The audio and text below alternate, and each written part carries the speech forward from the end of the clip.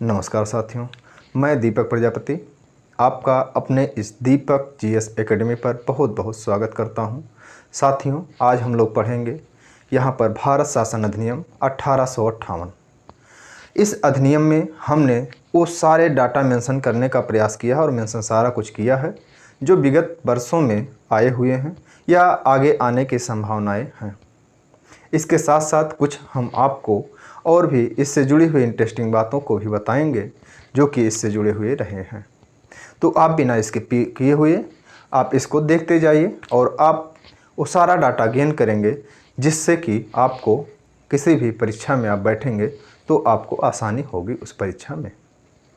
तो इस अधिनियम को हम स्टार्ट करें उसके पहले हम इस अधिनियम के कुछ बैकग्राउंड के बारे में थोड़ा बहुत हम आपसे चर्चा करना चाहेंगे। जैसे 1858 का जो ये अधिनियम आया उसके पहले यदि भारत में राजनीतिक हलचलों के बारे में यदि आप देखेंगे तो भारत में 1857 की क्रांति हुई थी। 1857 की जो क्रांति हुई थी भारत में, यह उस टाइम जब क्रांति हुई तो बहुत कुछ परिवर्तन किया इस क्रांति ने। जैसे ब्रिटेन की जो कंपनी यहाँ पर ब्रिटिश ईस्ट इंडिया कंपनी थी उसके स्तर पर परिवर्तन हुआ। हमारे यहाँ जो रजवाड़े थे उनके स्तर पर भी परिवर्तन यहाँ पर होता है। विभिन्न प्रांतों में ढेर सारे हमारे यहाँ जो है राजा थे तो उस स्तर पर भी परिवर्तन यहाँ पर होता है। अब जैसे रजवाड़ों की बात की जाए तो हमारे यहाँ के जो आखिरी मुग़ल शासक रहे बहादुर शाह जफ़र, उनका शासन का अंत हो जाता है। यहाँ पर उनको अरेस्ट करके रंगून भेज दिया जाता है जहाँ उनके बेचारे की देहांत हो जाती है 96 वर्ष की उम्र में। वो अपने मिर्ज़ा गालिब के ज़माने के वो आदमी थे तो कुछ शेर व शायरी भी वो किया करते थे, शायरबाज भी थे। एक बार की बात है, बहुत इंटरेस्टिंग बात है, थोड़ा सुनिएगा तो मज़ा आएगा। एक बार की बात है कि एक अंग्रेज़ ने उनसे कहा कि बहुत बूढ़े हो चुके थे तो थोड़ा उनसे कुछ भी कोई कहता है, तो उसने कहा कि दम में दम नहीं अब खैर मांगो जान की, दम में दम नहीं अब खैर मांगो जान की, ऐ जफ़र अब म्यान हो चुकी शमशीर हिंदुस्तान की। तो बहादुर शाह जफ़र भी शायरबाज थे। उन्होंने इसके जवाब में बोला था कि हिंदियों में बू रहेगी जब तलक ईमान की, हिंदियों में बू रहेगी जब तलक ईमान की, तख्त लंदन तक चलेगी तेग हिंदुस्तान की।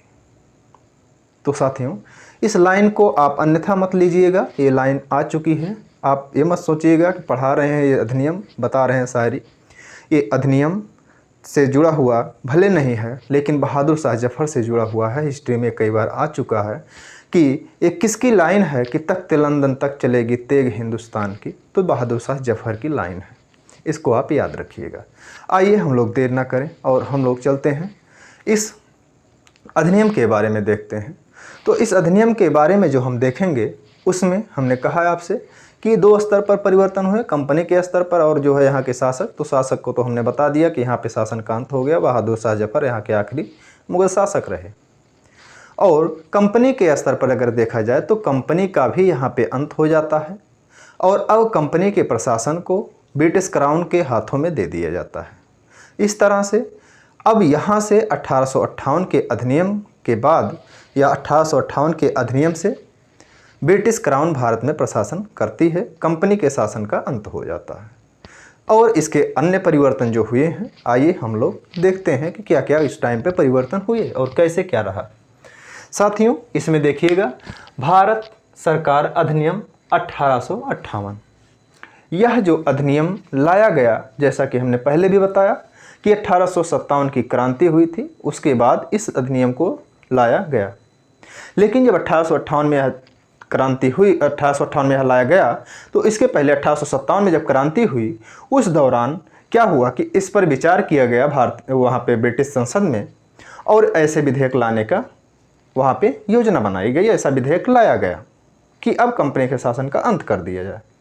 लेकिन अब यहाँ पर देखिएगा ब्रिटेन में क्या होता है कि कि भारत में जब 11 मई 1857 में विद्रोह हुआ, उसके बाद क्या होता है, 12 फरवरी 1858 को पाम ईस्टर्न, जो कि वहाँ के ब्रिटेन के प्रधानमंत्री थे तत्कालीन, उन्होंने भारतीय द्वैध शासन के दोषों को दूर करने के लिए संसद में, ब्रिटेन की संसद में विधेयक पेश किया।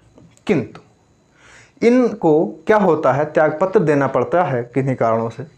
तो इस तरह से कुछ कारणों से इन्हें त्यागपत्र देना पड़ा। फिर लॉर्ड डर्बी आए, नए प्रधानमंत्री बनते हैं लॉर्ड डर्बी, और लॉर्ड डर्बी ने विधेयक को पास करवाया। विधेयक पास करवा करके 2 अगस्त 1858 को उस विधेयक पर ब्रिटेन की महारानी का साइन होता है, हस्ताक्षर होता है। इस तरह से हस्ताक्षर होने के बाद भारत शासन अधिनियम 1858 बनता है। ये आपका इसमें से थोड़ा सा बैकग्राउंड आपको मिला। अब आइए देखते हैं, जब यह अधिनियम बन करके तैयार हो गया, अब ये अधिनियम बन गया है विधेयक, तो अधिनियम में प्रावधान क्या रहे, कैसे कैसे क्या परिवर्तन ये करेगा हमारे यहाँ। आइए, भारत सरकार अधिनियम 1858। पहला तो इसमें से एक डाटा यह याद रखिएगा कि भारत के शासन को अच्छा बनाने वाला अधिनियम के नाम से यह अधिनियम जाना जाता है। किस नाम से? भारत के शासन को अच्छा बनाने वाला अधिनियम के नाम से यह अधिनियम जाना जाता है। दूसरा देखिएगा साथियों, इस अधिनियम द्वारा भारत में कंपनी के शासन को समाप्त कर दिया गया और भारतीय शासन को ब्रिटिश महारानी विक्टोरिया के अधीन कर दिया गया, यानी कि ब्रिटिश क्राउन के अधीन कर दिया गया। आगे देखिएगा, महारानी की जो यहाँ पे उस टाइम पे भारत में यात्रा भी होती है 1858 में, तो उस टाइम पर देखिएगा कि महारानी की इस राजकीय घोषणा को लॉर्ड कैनिंग ने 1 नवंबर 1858 को अल्फ्रेड पार्क इलाहाबाद में पढ़ा गया। जब साथियों यहाँ पर ब्रिटेन की महारानी आती हैं तो ये घोषणा करती हैं कि ब्रिटेन जो है, ब्रिटिश गवर्नमेंट यहाँ पर कंपनी के शासन का अंत कर रही है, और उस तरह से एक घोषणा पत्र भी जारी करती है। वो घोषणा पत्र जो रहता है, तत्कालीन जो गवर्नर जनरल यहाँ पे रहते हैं भारत में, वह लॉर्ड कैनिंग रहते हैं। लॉर्ड कैनिंग उस घोषणा पत्र को, अगर आप देखेंगे, इलाहाबाद में एक अल्फ्रेड पार्क है जिसको कंपनी गार्डन भी कहते हैं, वर्तमान में चंद्रशेखर आज़ाद के नाम से वह चंद्रशेखर पार्क के नाम से प्रसिद्ध है। यदि आप आएंगे तो वहाँ पर देखेंगे यह स्थल अभी भी है। तो उसी स्थल पर लॉर्ड कैनिंग ने पढ़ा था। ये कई बार क्वेश्चन आ चुका है, इम्पॉर्टेंट है, इसको आप अंडरलाइन करिएगा। ये भी पूछा गया है कि कब पढ़ा गया था, कहाँ पढ़ा गया था, किसने पढ़ा था, इतना डाटा जरूर याद रखिएगा। तो ये चीज़ यहाँ पर ध्यान दीजिएगा।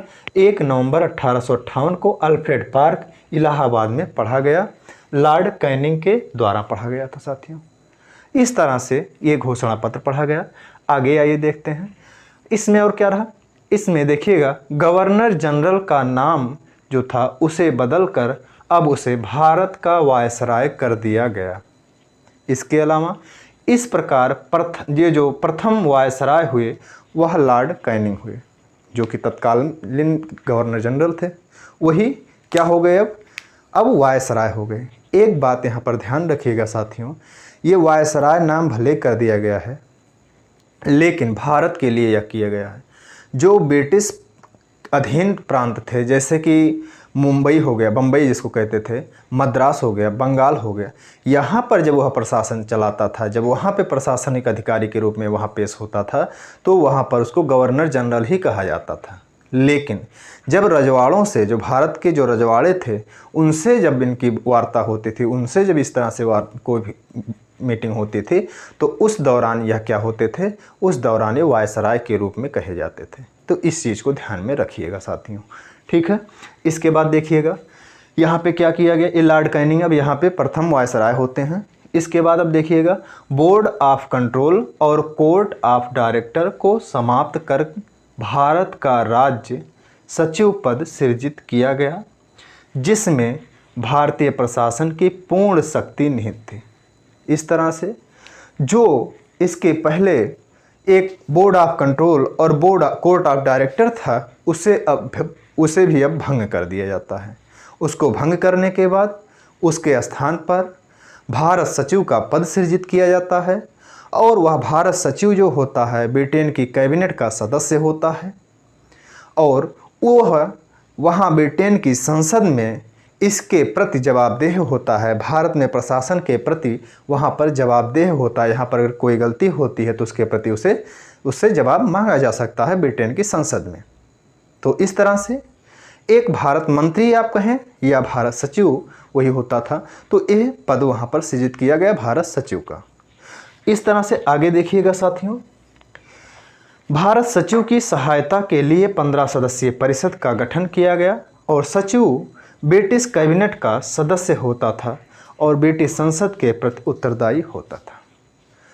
वही बातें हमने अभी बता दिया कि ब्रिटेन की संसद का वह सदस्य होता था, ब्रिटेन के कैबिनेट का वह सदस्य होता था और वह ब्रिटेन की संसद के प्रति उत्तरदायी होता था। कौन? यह भारत सचिव, जो भारत के प्रशासन का सर्वोच्च पद का जो होता था, पद का आसीन होता था व्यक्ति, वह भारत सचिव होता था। उसके नीचे जो होता था व्यक्ति वह होता था वायसराय। वायसराय भारत में रहता था और ये भारत सचिव जो है वह आप देखेंगे तो अधिकांशतः ब्रिटेन में रहता था। एक चीज़ और बताया गया है आपको कि ब्रिटेन में इस तरह से जो ये भारत सचिव का पद सृजित किया गया, वह उसको सहायता देने के लिए 15 सदस्यीय सदस्यों की भी नियुक्ति की जाती है। वो 15 सदस्यीय जो समिति थी, वह समिति इनको सहायता करती, सलाह देती। अब यहाँ पर ध्यान दीजिएगा, जो यह ब्रिटिश कैबिनेट के ये सचिव हुए, कौन? भारत सचिव, और इनके जो सदस्य हुए परिषद के 15 सदस्य, इनका वेतन जो साथियों देना तय किया गया वो भारत के राजकोष से देना तय किया गया। तो इस चीज़ को भी आप इम्पोर्टेंट समझ करके अंडरलाइन करिएगा कि इनका जो वेतन दिया जाना तय किया गया था वो भारत के राजकोष से दिया जाना तय किया गया था। तो उम्मीद करते हैं साथियों इतना आपको बहुत अच्छे से समझ में आया होगा। यदि ये वीडियो आपको समझ में आया, आपको लगता है कि यह वीडियो इम्पॉर्टेंट लगा, आपको आपके एग्ज़ाम की दृष्टि से इम्पॉर्टेंट है यह वीडियो, तो प्लीज़ आप कमेंट बॉक्स में कमेंट ज़रूर करें और इस वीडियो को लाइक करें, अपने दोस्तों के साथ शेयर करें। और हाँ, यदि आप हमारे चैनल पर नए आए हैं तो प्लीज़ सब्सक्राइब के बटन को ज़रूर प्रेस करें और बेल आइकन को भी दबाएं, जिससे कि हम जब वीडियो अगला डालें तो आप तक तुरंत पहुँचे और आप तुरंत उसे देखें। बस इसी पर अब इस वीडियो का अंत करते हैं और आपसे लेते हैं विदा।